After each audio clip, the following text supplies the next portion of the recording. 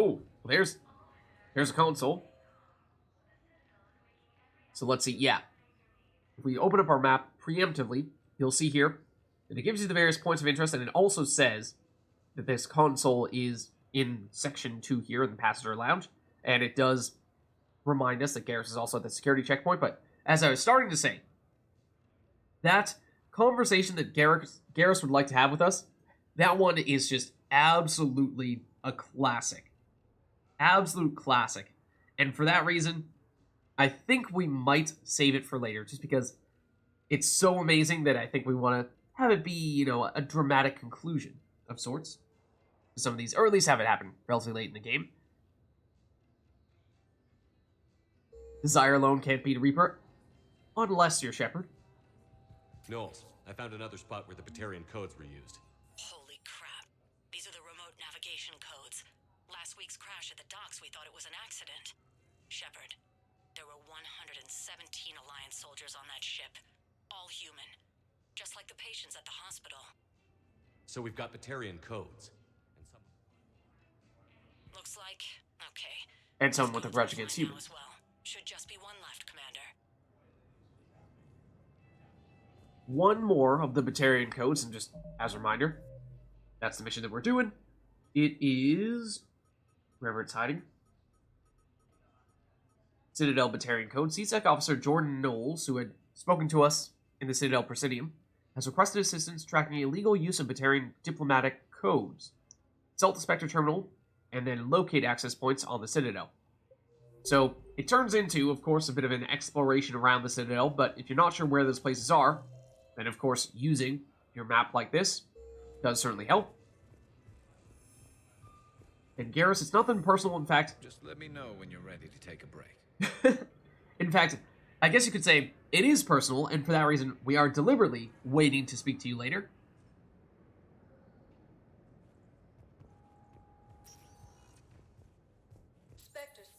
Okay, let's now... Remember, we heard when we saw Zaid, we didn't really get the chance to speak with him all that much. He basically said, CSEC is about to storm this location, and we left a mess for them. So, I gotta go. But we really didn't get the chance to talk. So I'd say, he said he was in the docking area. Let's go check that out. See if we can meet him. Now arriving at Docking Bay E24, emergency civilian housing. Okay. So, what is... Are these people here before? But let's see if we can find... Oh! Well, I was gonna say Zaid, but here's Ashley.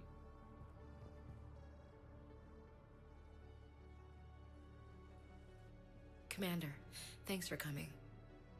My condolences. This must be really hard on your sister. I'm very sorry for her loss.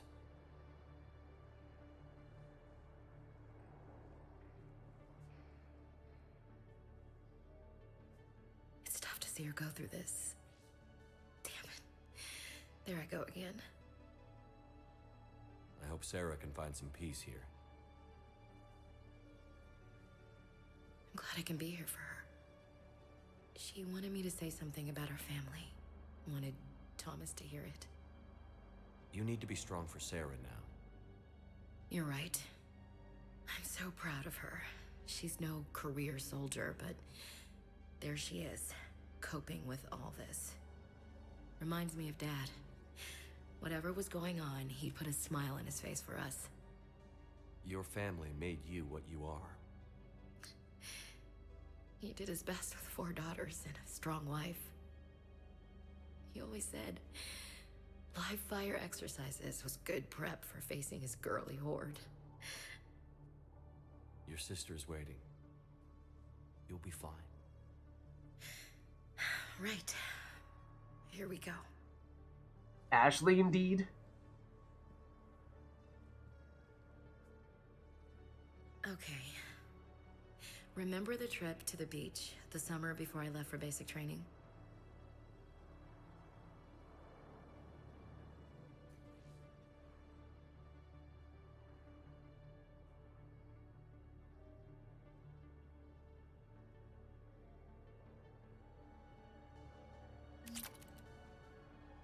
Alright, well, we unlocked Ashley's ability, Marksman, from having that conversation with her.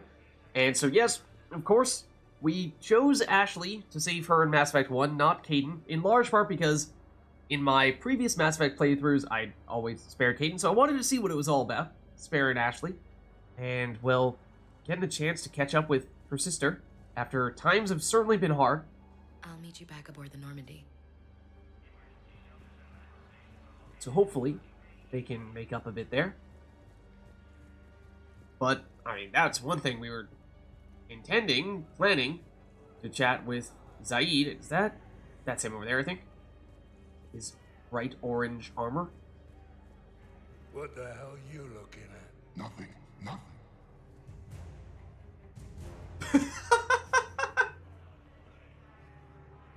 Hey Zaid, what's up? What are you looking at? War asset acquired. Okay, that'll be that then. We'll be on our way. I'm not sure which Batarian he was given the evil eye, but he is definitely hanging out in the Batarian area for sure. Got anything else to say to us, Zaid? Or is that all? Yeah, Ash? I mean, so I just haven't actually gotten the chance to play with her in Mass Effect 3 ever before. We, of course, had her early on in the playthrough, but then she was hospitalized for a long period of time, and we've not yet gotten the chance to use her after we got her back. So, looking forward to get the chance to play with her soon and see what she's all about, now that she should be a much higher level and potentially be tankier. Or what I'm curious about is, you hear all this stuff about Garrus has so much weapon damage here, so much weapon damage there. Totally true. It felt like at one point we saw him possibly two-shot an Atlas, which was insane. But I'm curious to see how much Ashley can match up to Garrus when it comes to weapon damage, because she may not have the raw damage, but she does have Marksman, which does give her additional damage. And in the original Mass Effect trilogy, Marksman was bugged in Mass Effect 3, and supposedly barely, if ever, worked and just totally stuck Ashley in one place and she's glitched out. It does, at least from our earlier testing, appear to work in Legendary Edition, so perhaps that means that with that, Ashley may not be at quite Garrus' level, damage-wise, but I mean, she can still use the Typhoon. She still has damage-boosting abilities like Marksman. She might be surprisingly close. She might be surprisingly close. Wondered if you'd show up, Shepard. Figured you'd be too busy recruiting goddamn armies for this war you're in charge of. I could always use more help. I'll bet. I've seen footage of what happened on Earth. Tell you what, I'll see if some old contacts of mine are still around. Oh? Can't promise you anything, but if enough of them are still breathing, I can lend a hand. That sounds promising. If they're still breathing. Oh yeah, back in ME1, however, yeah. Like, I mean, turn on immunity and just watch them completely ignore so much damage is insane. Yeah, my first Mass Effect 1 playthrough I played as a soldier, and so I had immunity on. And the craziest thing was probably on Theros, I think it was, yeah. On Theros, on the way back from the Exogeny facility back to the Zeus Hope colony, you're supposed to have the Mako spawn in, and you're supposed to be able to drive the Mako back to the Zeus Hope colony, because as you do so, you will run into a whole bunch of Geth, including rocket troopers, I think Juggernauts, or Geth of that general size and strength level, and Armateurs. The first time I played Mass Effect 1, the Mako did not spawn in. So I walked that entire way back and faced all of those Geth on foot. No Mako to support at all. But I was a soldier, so I just pressed the immunity button and basically made it so that we couldn't take practically any damage. Shot people in the head with a sniper rifle, and moved on to the next group. And carried on, and carried on. And so, Shepard with immunity, Ashley, Rex with immunity, awesome.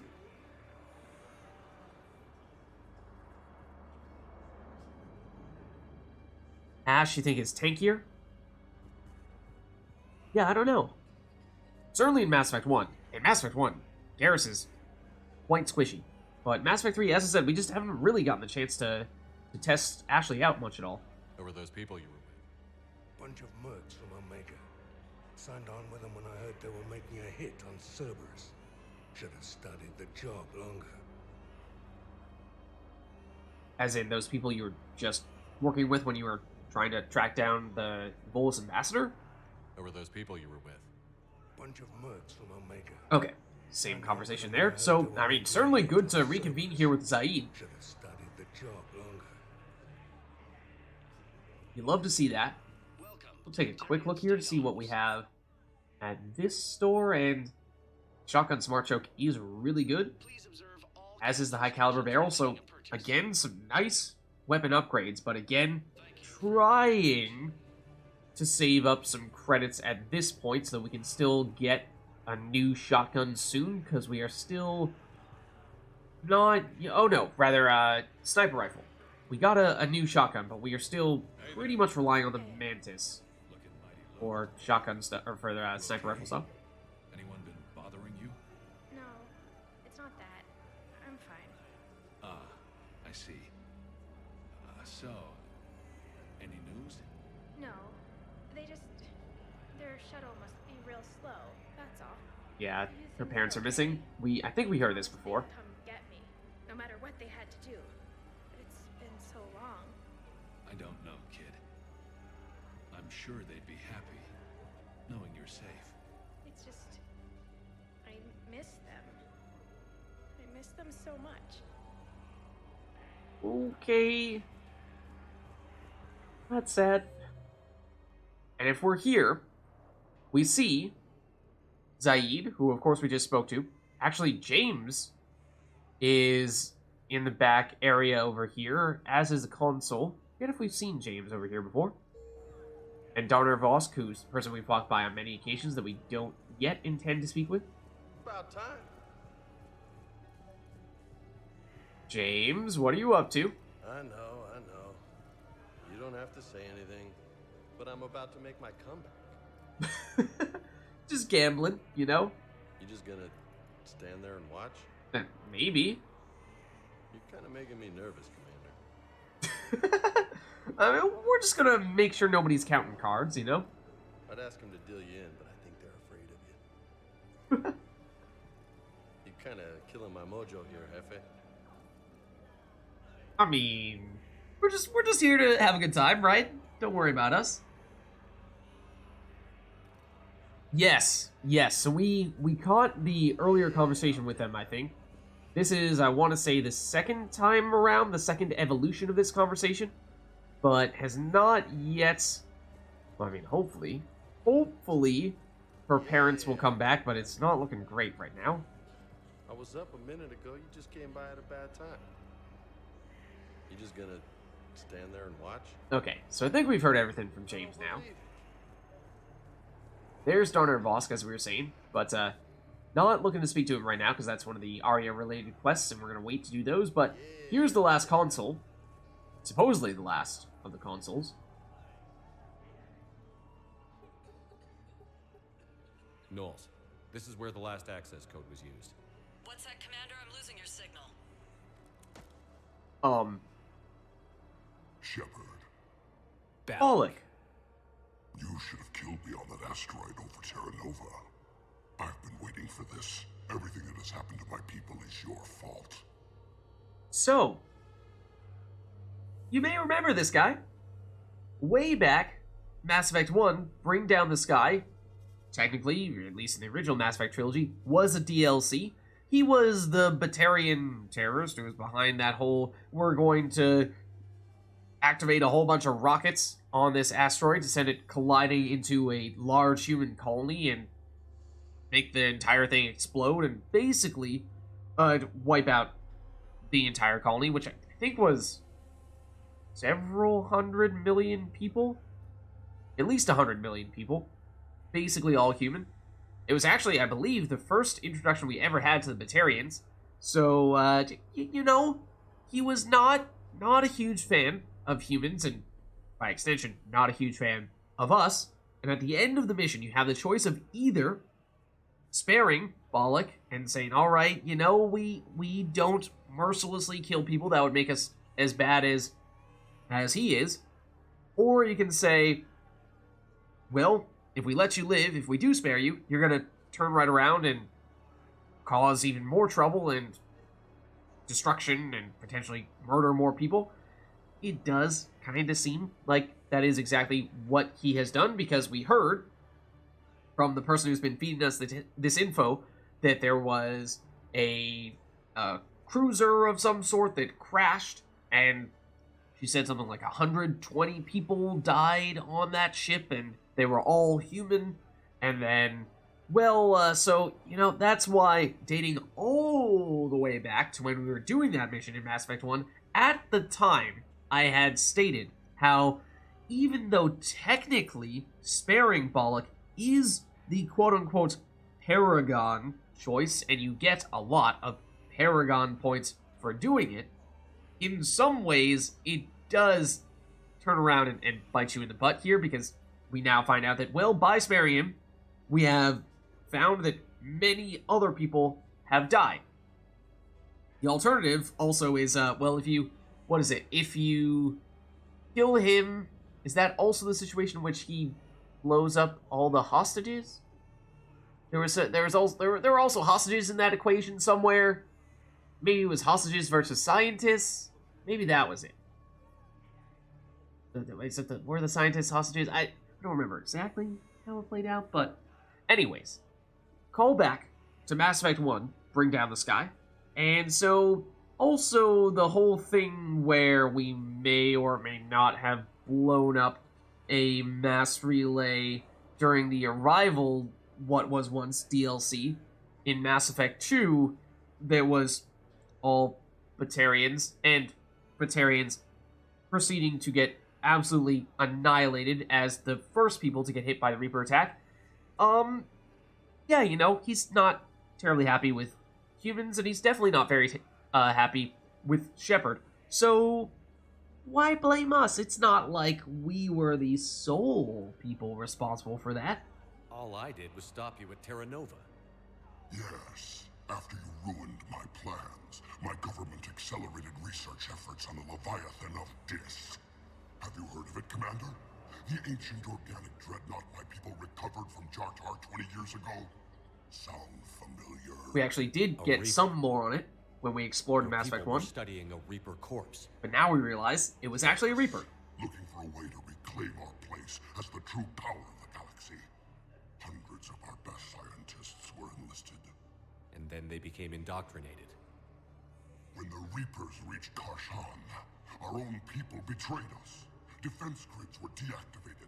Ships fired on Allied targets. We were destroyed from within because of you. Okay, so this Leviathan of Dis was this ancient dreadnought of great technological renown that people didn't know what the origins were, and so it was very mysterious. The Batarians chose to try to research it. Turns out, at the time we had no idea what it was, but now having seen the Reapers attack us, in hindsight it is easy to say, oh, well, obviously that was a Reaper.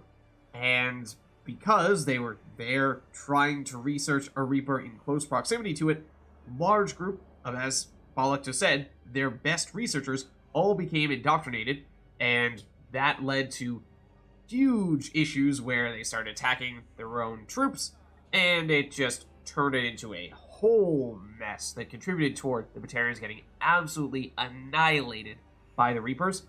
However, that's not our fault that that's what happened. So blame the Reapers, not us. And there is a lot of hate between humans and the Batarians in general.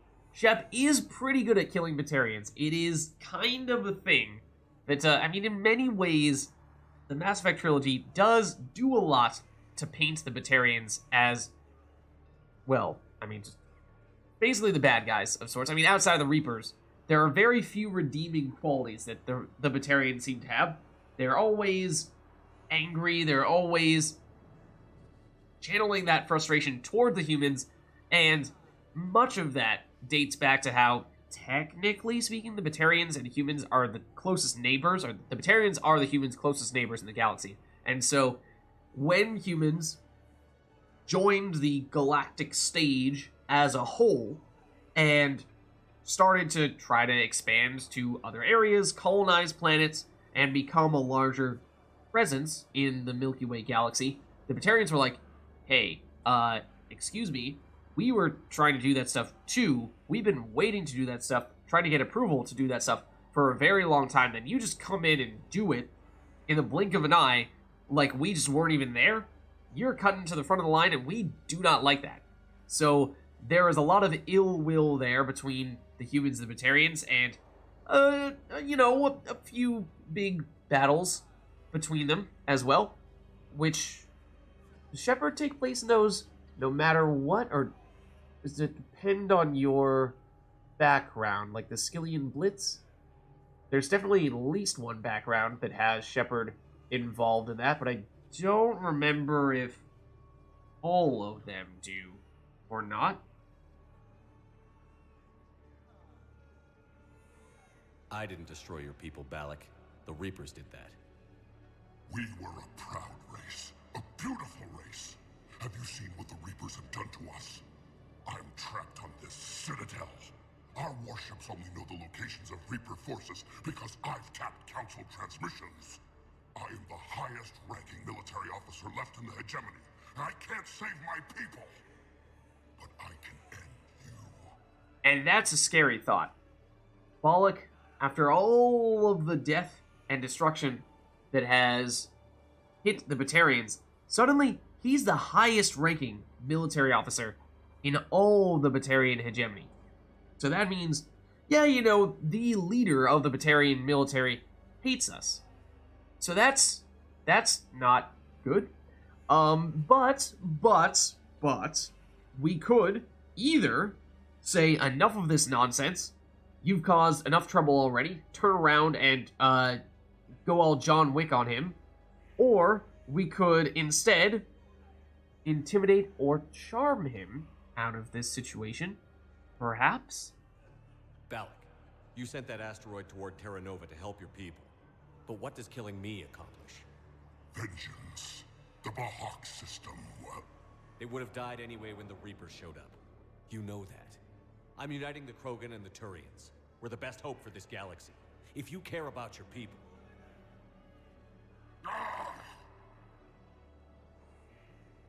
Our ships are yours. Shepard, are you all right? Fine. You won't have any more trouble with those codes. Is that...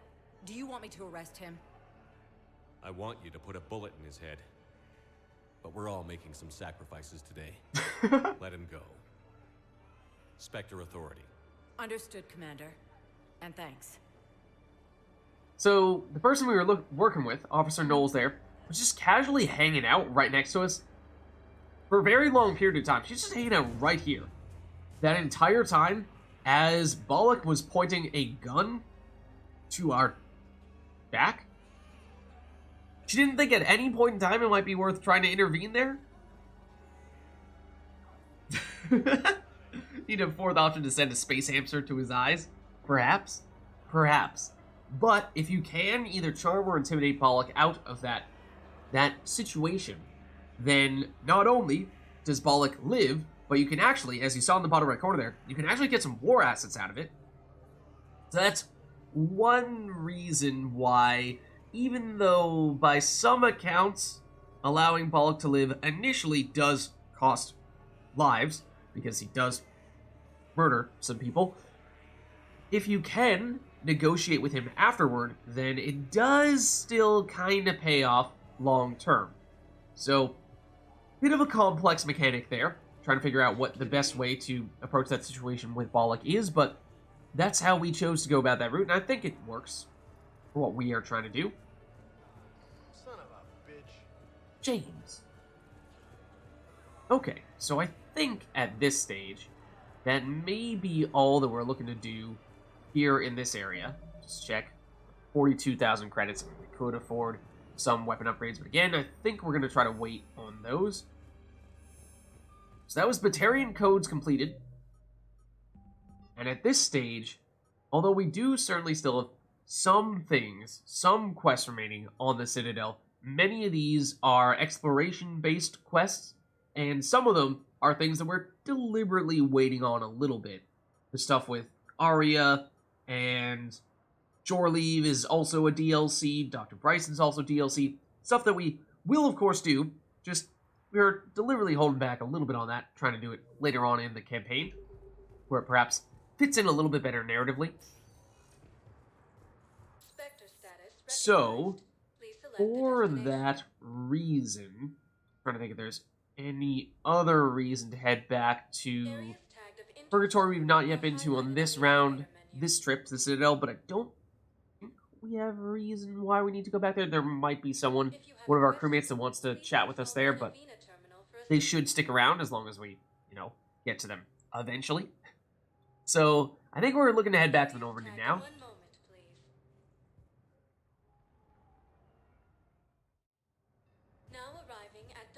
Once again, Garrus is chilling here. Sorry, Garrus. Eventually. We definitely will. We definitely will. Just deliberately waiting for it. Yes, Sergeant. Heard from your brother since then? No, Sergeant. All right, Talavi. I'll see if I can get you fighting Reapers instead of Cerberus. Thank you, ma'am. Yeah. You won't thank me so much when you're eye-deep in husks. And there you have it. This is another one of those conversations that, as we were talking about somewhat recently, develops over time. The whole, she was going to end up having to fight her brother who was in Cerberus, or at least was concerned that that might end up happening, when she was hoping to sign up to fight the Reapers instead, and only once she confessed those details, that her brother was in truth working for Cerberus, did she find a way to convince her superior, her commanding officer, to reassign her to fight Reapers. And, as she said, it's perhaps not purely a blessing, as Husks and Marauders and all of them, not the most pleasant of enemies to fight, but perhaps still a better fit for her. So let's head back.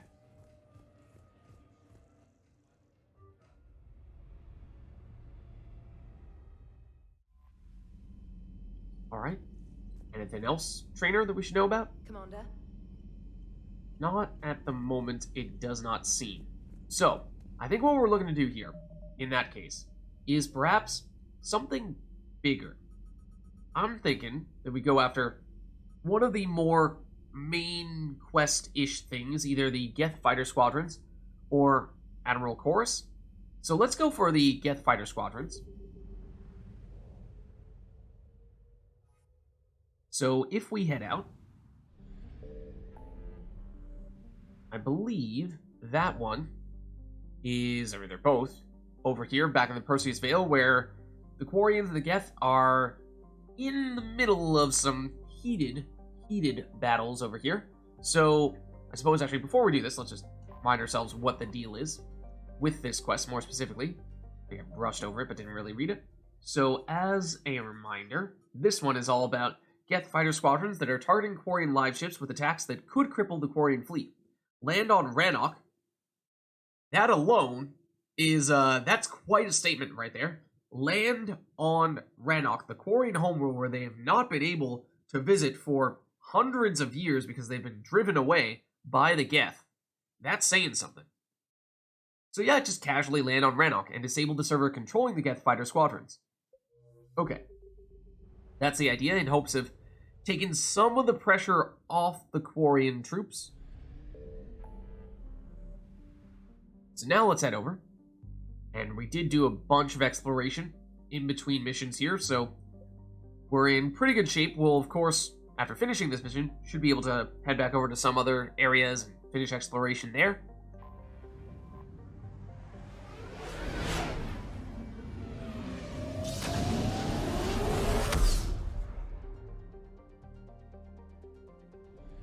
Okay, so here is Rannoch. We've read about it before, but we have two different spots we can land on. Either this place, where we can shut down the Geth server, or this place, where we can save the Admiral. Two separate missions, two things that we will definitely want to do, just a matter of which one do we do when. And I think we'll start with the Geth server. So let's go this route.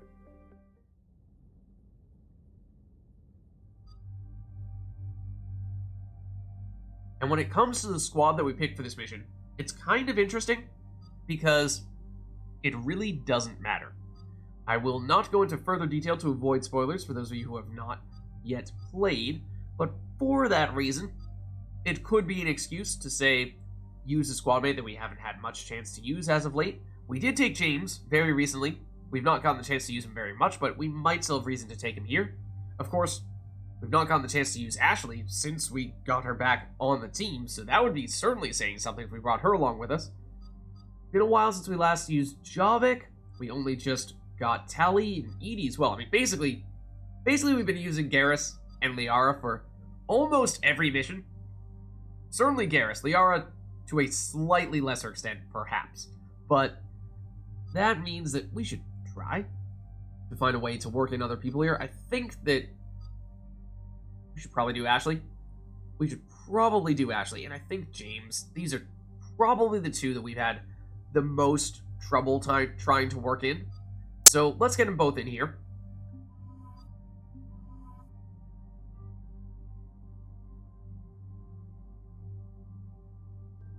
Okay, and in terms of weapon loadout, just see what makes sense. So we do have... Did we have the heatsink before? No, did we just not have an upgrade here previously? Because we just bought this heatsink. So I'm just surprised that it was already equipped. Did it auto-equip it when we purchased it? Is that a thing? I don't remember that being a thing, but that might be a thing. Oh, no, you know what it was? We might have had that one. It was the recoil system we just bought. So technically it should be that.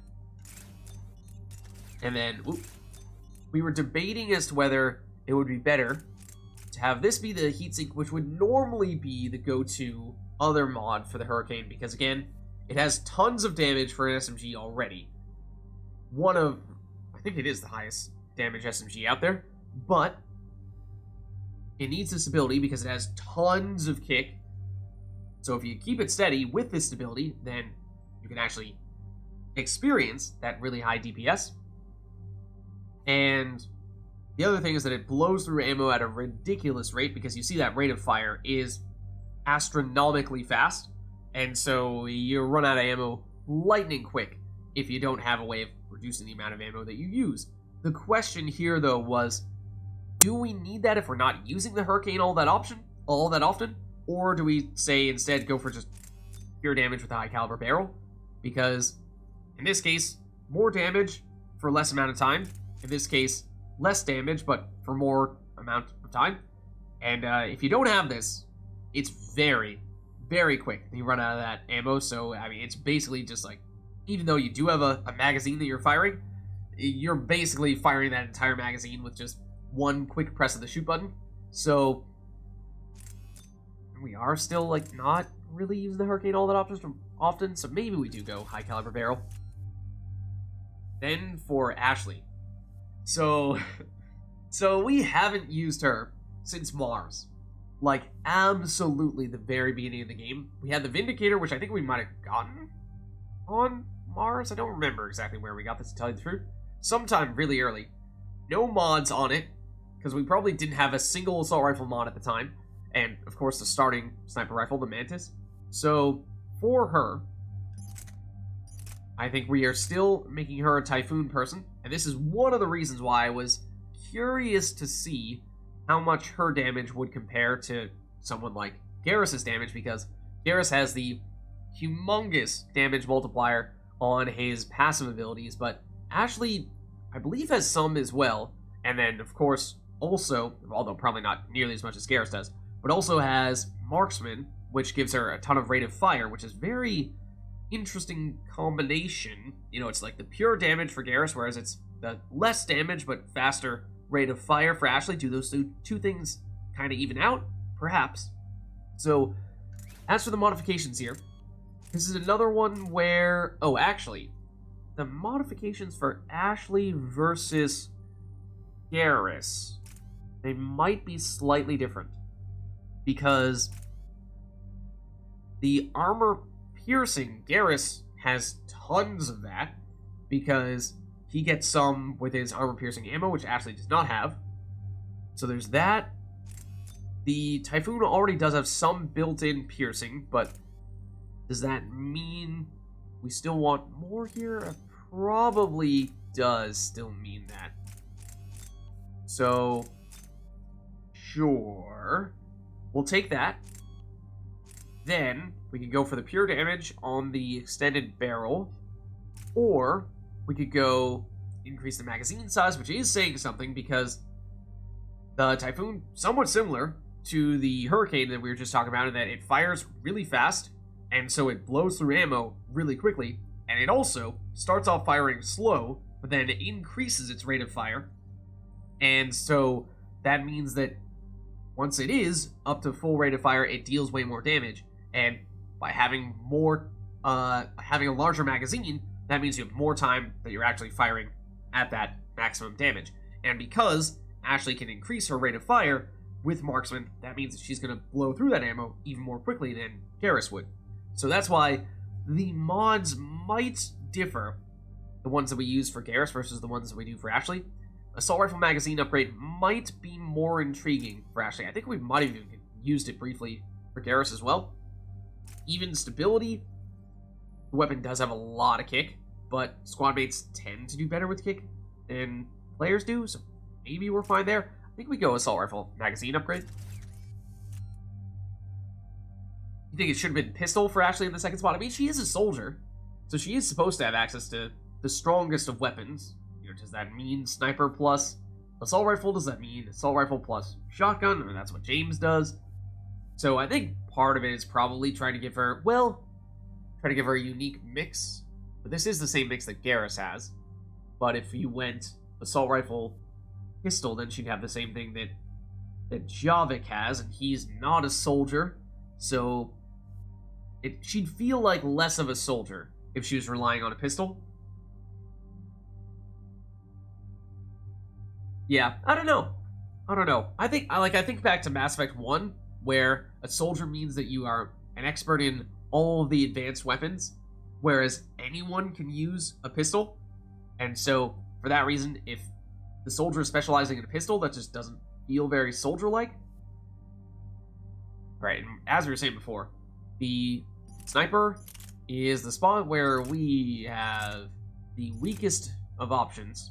Mantis is probably still the best, but at least we have mods. So at least we can throw some extra damage on here. So that's Ashley, at least weapons-wise. We have her ready to go. Then, so here's one of the reasons why we might have been able to justify going for a sniper upgrade rather than a shotgun upgrade when we were last at the Citadel, is because we at least had the Crawl Spike Thrower, which is a good shotgun. Just not totally sure how effective it is in the hands of a squad mate, since it is a little more complex mechanically, since it does have a charge-up ability, which generally squad mates don't use for weapons. Otherwise, like Eviscerator is okay, but one of its biggest benefits is its lightweight, which doesn't matter for squad mates. But we did pick up the Crusader, and this is why we picked up the Crusader, so that squad mates use it. So I think we probably do go that route. Don't need the Smart Choke on it. It is already super accurate, so we probably just go damage and probably armor piercing. Yeah. Okay, so I think that looks good for both of them. Then for abilities. Now, we did, of course, recently pick up Defense Matrix, and it saved our butt on so many occasions on the Dreadnought mission, because we got a little sloppy. We got a little sloppy at times, and the Geth nearly, or really did, spawn directly on top of us and nearly take our head off. So, fortunately, we had this to get our shields back. This rank 4 is really tough to choose. It's either defense or damage reduction for the passive bonus, or it is make it so that when you purge it, you get more of your shields back. It's 70% now. It would be 100% if we use this. So the key question we have to ask ourselves is, do we see ourselves mostly keeping this active and benefiting from this passive damage reduction, or is the most value coming from just the times when we purge it and get the shields back so that we don't die. And I think we might actually prefer the durability here, because getting 70% shields back versus 100% shields back, it's not a huge difference. The biggest thing is that this restores shield gate, so that means that we can still get hit by a huge hit, and it won't one-shot us, because it will, at worst, get rid of all of our shields, and then we need to get hit by another big hit after that to actually go down. So, you know, again, 100 versus 70% shields restored, probably not a huge difference maker there. So I feel like we would probably prefer to do the passive damage reduction here, although perhaps we wait. Perhaps we just be a little bit patient, test this out a little bit more to see if there is an obvious answer to one that we prefer over the other. So I think we hold off on that. James, we did, of course, just take him on the Dreadnought mission, so he's actually used all of his abilities, or all of his skill points that we can use here, because Carnage would take 3 to upgrade. However, Ashley. We have not used Ashley for a very, very, very long time, and so she's 31 points available to us. So we can do lots of things with her. So we're going to have to revisit. As we were saying, she has Marksman, which we tested previously in the original Mass Effect 3. Apparently it was bugged and meant that Ashley really couldn't use that skill at all, and it would just straight out make it so that, well, she would basically get bugged, get stuck in one place, not be able to shoot at all, and so it totally backfired. You shouldn't even pick that ability at all, in theory. However, from our early tests on Mars, it seemed as though it was working fine in Legendary Edition. Perhaps the bug is gone in Legendary Edition, so we may look to upgrade that further. Also, I was kind of curious.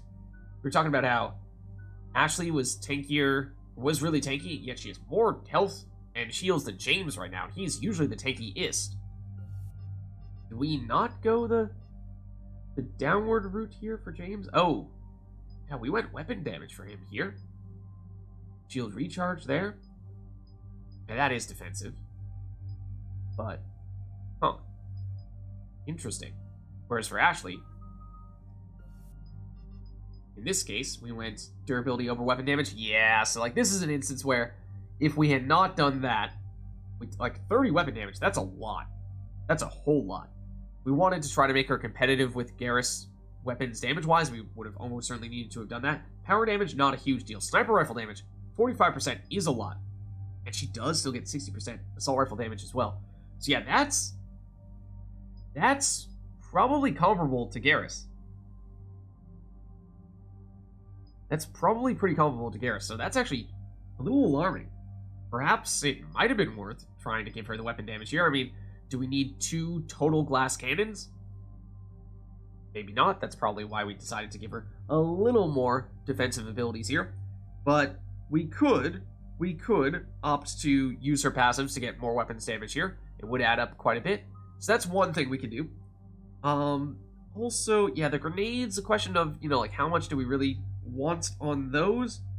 I feel like we might just want a few more points there. But destructor ammo, oh yeah, we haven't used this yet. The intention is still to take it. I think for whatever reason we just didn't have enough points at the time because we had her, of course, at the very beginning of the game and haven't had her since. But yes, we do intend to take this, and I actually think that this might be a good option for us to go for squad ammo because Disruptor does extra damage to shields and barriers. Shield specifically is usually quite tough for biotics, and of course, as an adept, that's the case for us.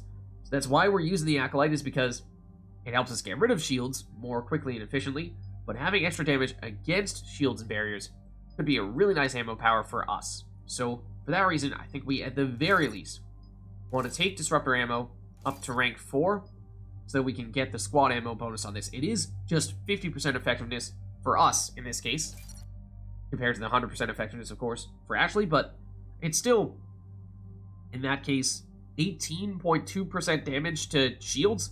That's not a huge deal, but that's still pretty big. And then, you know, 4.6% to health. That part probably less noticeable. Yeah, I mean, she is a Spectre, that is true. But I mean, I was kind of curious to see how the damage would add up, because you hear so much about, like, the Garrus God build, where he has all the weapon damage in the world, and he is able to completely destroy all the biggest enemies in just 2 hits. And yet, here's Ashley, who has, actually, potentially, the same amount of firepower, or thereabouts, perhaps even more, if we had gone for this weapon damage here, and combine that with Marksman. That might even be better than Garrus, because Garrus has a weapon ability, or has an ammo ability, but so does Ashley. So those two things, I mean, they don't perfectly cancel out, because Garrus's ammo ability does lend itself very well to fighting bosses specifically, whereas Ashley is at least the first half of bosses that have shields or barriers that you need to go through, but basically every boss after the shields, after the barriers, has some form of armor, and so that's where Garrus really shines. But still, I mean, add Marksman to the passive damage, which looks to be the same as Garrus's. The ammo, slight advantage to Garrus there, bigger advantage once you blow through the shields and barriers. Still think Ashley might technically have more damage. Never been a huge Garrus person. Yeah. I mean, he is of course the ultimate bro. But his damage is fantastic. He is quite squishy, is the scary part at times. But, okay. So I think at the very least we wanted to get Disruptor ammo up to squad at rank 4 there. Then, we're talking about Marksman. Is perhaps worth trying to push that a little bit further, although, I mean, this is just too big to pass up on. I think that's too big to pass up on. Then, perhaps we go Marksman from here on out. So, assuming that this still works, it appeared to have worked before, then let's put a few more points in it. As a reminder, boost the accuracy, not a huge deal for squad mates, but the 30% increased rate of fire is basically 30% damage bonus, or 30% DPS bonus, I should technically say, because of course, I feel like people get a little carried away with the numerator is of course still damage, but the denominator per second is also relevant. So usually you're seeing all the damage scaling, but if you can affect the denominator as well by affecting the amount of time it takes to dish out that damage, that is equally effective. So that's why I think that people might be underselling Ashley's damage a bit. Duration, recharge speed still takes a long time for it to come back here, but accuracy and rate of fire, no, we're definitely going rate of fire there. I would have to think, again, accuracy just not the biggest deal for squad mates, and we can afford this. So that's cool. Like 50%, that's a lot. That's a whole lot. So that's kind of exciting.